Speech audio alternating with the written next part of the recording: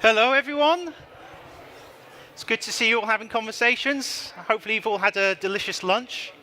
We're going to start off the afternoon session with a colleague of mine from Bellingcat, Nick Waters.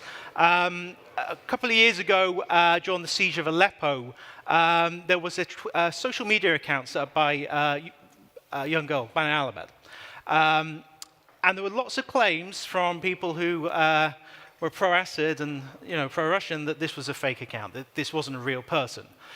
So Nick decided to verify if she was a real person, if she really was in Aleppo, and if her story made sense.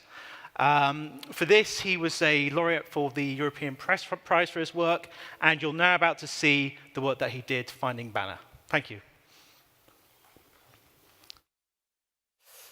Cool. Good afternoon, ladies and gentlemen. How's it going? I hope you've all enjoyed your lunches. So I'm just going to take you through a part of my investigation into Bana Alabed and her social media presence. It's relatively basic. It will go into the details of the geolocation, which you've already done this morning. But just to give you a bit of a background about who I am. My name's Nick Waters. I was in the British Army for 4 years as an infantry officer. Came out, did a master's at King's College London, where I wrote my first piece for Bellingcat. And since then, I've been writing articles for them over the last couple of years. And I'm part of their investigations team as well. Cool. So one of the, if it works. So we're going to take you from Berlin all the way down to Aleppo in Syria. Now, one of the biggest theories about Bana was that she wasn't actually posting from Aleppo. She was posting in Turkey, somewhere in Gaziantep or somewhere like that. So one of our main angles of attack was showing actually Bana is tweeting from Aleppo. There's so much social media imagery, videos, we can geolocate her. So what we did, we tried to find Bana within East Aleppo. Problem is, East Aleppo is pretty big. So before the war, it was a city of approximately 2 million. And as you can see, it's a pretty big city. Trying to locate a single girl and a single apartment block within this is going to be a bit of a challenge. But what we can do is narrow down our search area, which makes our geolocation easier. Now, the first thing we can do, because of the state of the siege in Aleppo, we can actually split down into the area that was held by the rebels at the time. So this is a tool I use quite a lot. It's a live map, and it tracks conflict almost in real time, day to day. People will go on here, or the owners of the map will go on, and they'll update the front lines. So here you can see the dark green isolated area is East Aleppo, and the red area is regime-held territory, and then the yellow is area held by the SDF. And what's really good about this particular tool is that you can see the front line. And when you apply that front line to the city, you can see that narrows down our search area considerably. So if Bana Alabed is in East Aleppo, she's going to be within that yellow area somewhere. But that's still a pretty big area to search. That's several thousand buildings, tens of thousands of buildings maybe. So you're going to have to get a little bit smaller than that. So take to Google. Just type in Bana Alabed and neighborhood or some other search term, and you should be able to find her neighborhood. And so this article from the Telegraph, the UK Telegraph, actually had this. So it shows you that Bana Alabed is in the Al-Shah neighborhood. Now, initially, when you plug this into Google, you won't find much. There doesn't seem to be much of a Al-Shah neighborhood in East Aleppo. However, another different tool, Wikimapia. So this is a community mapping platform. So people will go on here and update the maps themselves. And as you can see, there is an Al-Shah neighborhood in East Aleppo. So that's really good. So Google failed us. Wikimapia did not. So we can take that area, overlay it on our map, and boom, we've got an even smaller area to search. This is great. That's only a few thousand buildings. That's fine. I could do that. So you go through, you look through all the different buildings, and you decide, maybe it's here, maybe it's here, maybe it's here. But first of all, you have to get an idea of what it looks like. So here you can see a periscope footage posted by Fatima. You can see there's a green area to her right-hand side. You can look at the shadows to work out which way is north. and then you can see a green area to the left-hand side. So that's just one of the videos we used to geolocate Bana. And excuse the simpleness, but I want to show you like the process as it actually happens. You can make a sketch from that video. You can make a sketch from that video. There we go. So you can see that there's the building that Fatima is standing on, the building opposite her, and then the two green areas. And we know which way north is because we know which way the shadows are pointing, and we know the time, so we can work out the direction too. So this is what we're looking for within that area. So we go through to the Al-Shah neighborhood, and we look for areas that could potentially fit this configuration. Within the Al-Shah neighborhood itself, there are only a couple of places that look like that. So we can look outside the Al-Shah neighborhood. So to the north, to the south, and slightly further to the south too. And what we do, we can go through and check each one of those locations and see if it aligns with what we've seen being posted by Bana Alabed.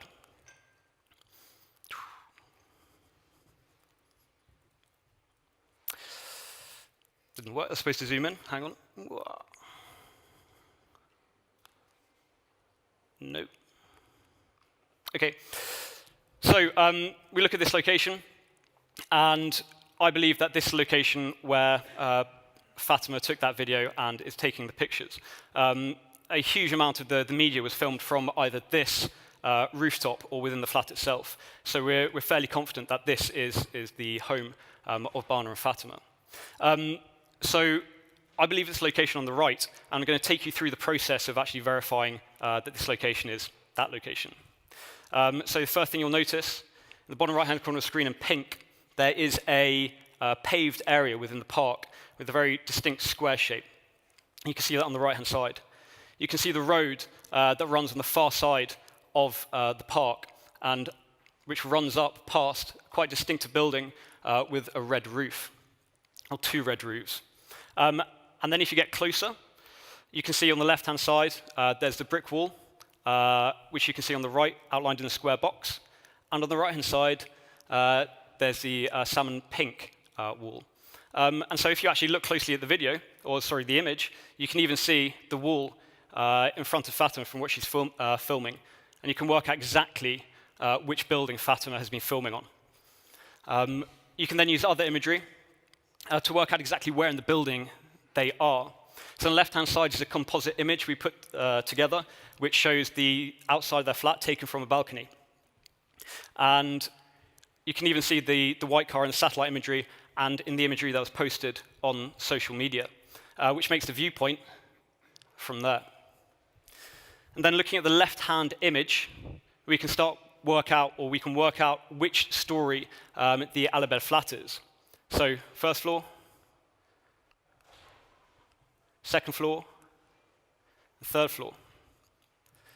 So we can see that the Alabed flat is in the building on the right-hand side that's highlighted in purple, and we know it's on the third floor of that building. So we know exactly where the family flat is. And this is all taken from, or all worked out from imagery and videos posted by Fatima and Bana. Cool. There are, of course, other theories about or inconsistencies people saw with Bana Alabed. One being like, it's in the middle of a war zone. How do you get electricity? And that was quite easily answered by the social media videos and images, because there were solar panels on top of the roof. There was a car battery in the Alabed kitchen that you could see. So it's quite easy to identify where they're getting their electricity from. There are also questions about internet. So how were these guys getting internet in a besieged area? Again, this is relatively easily answered. So on the left-hand side, you can see a particularly threatening text message sent to the residents of East Aleppo by the Syrian regime, and which indicates that there certainly is signal in East Aleppo, if the Syrian regime is actually using it. And then on the right-hand side, you can see an example of Wi-Fi hotspots set up by enterprising citizens in another rebel-held area. So there are various different ways in which Bana and Fatima could be actually getting their internet. So we were holding this stuff, all this information, for quite a long time, investigating throughout November and into December. However, we had all this information, but we couldn't publish it because it would put Bana and Fatima in danger because we identified exactly where they lived. So we held back on actually putting that information out until there was an incident where it appears their house was actually targeted in a bombing. Yeah. So after that, Bana and Fatima and their family had to go on the run as the pocket in the east Aleppo collapsed. However, after we released our investigation, and very thankfully, they managed to escape. So, ladies and gentlemen, I would very much like to welcome Bana Alabed onto the stage.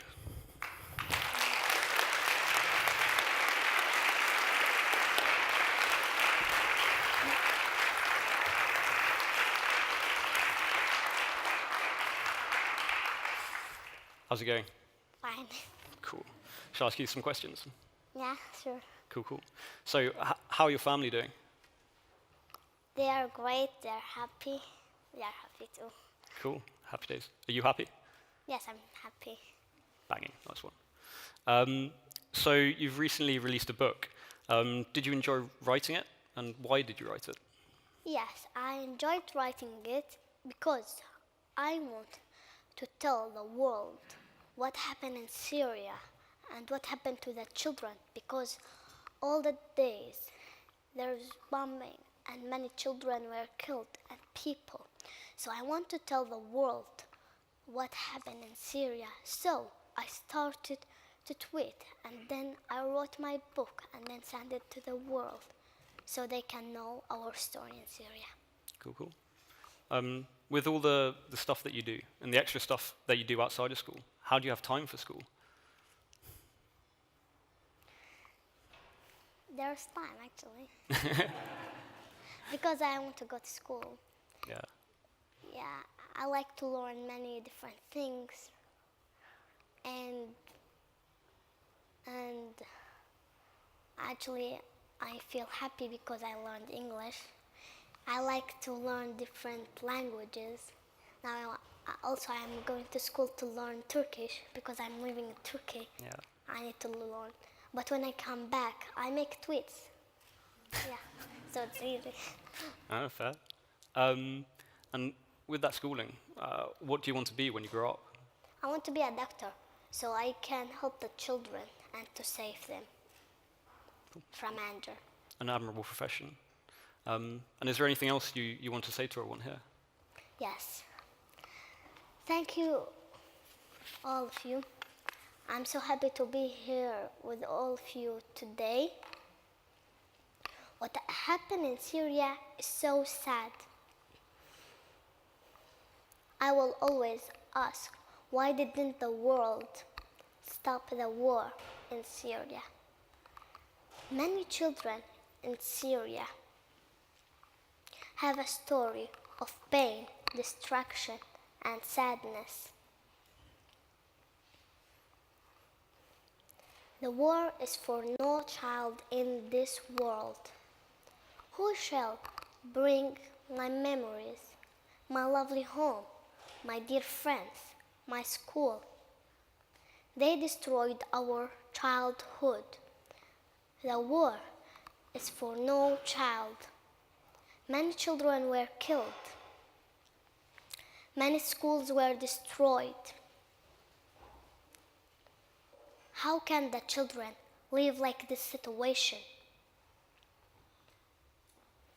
We couldn't live like that. So I decided to speak our story on Twitter. My mom helped me sharing our story on Twitter. Thank you, Mom, I love you.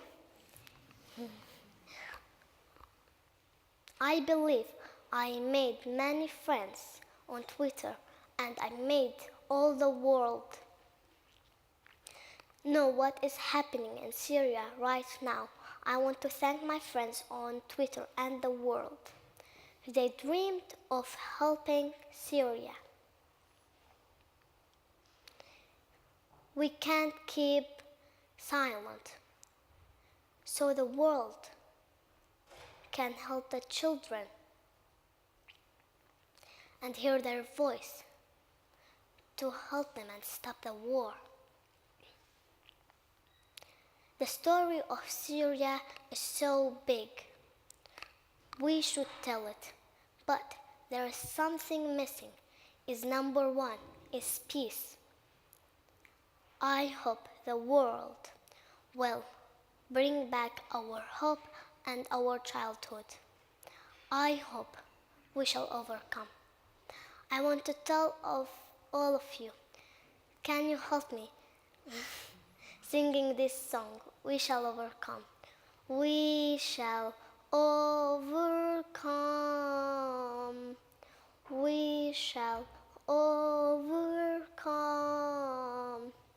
We shall overcome someday. Oh, deep in my heart, I know that I do believe we shall overcome someday. We shall live in peace. We shall live in peace. We shall live in peace someday. Oh, deep in my heart, I know that I do believe we shall overcome someday. We shall walk in hand. We shall walk in hand. We shall walk in hand someday. Oh, deep in my heart, I know that I do believe we shall overcome someday. Thank you, everybody.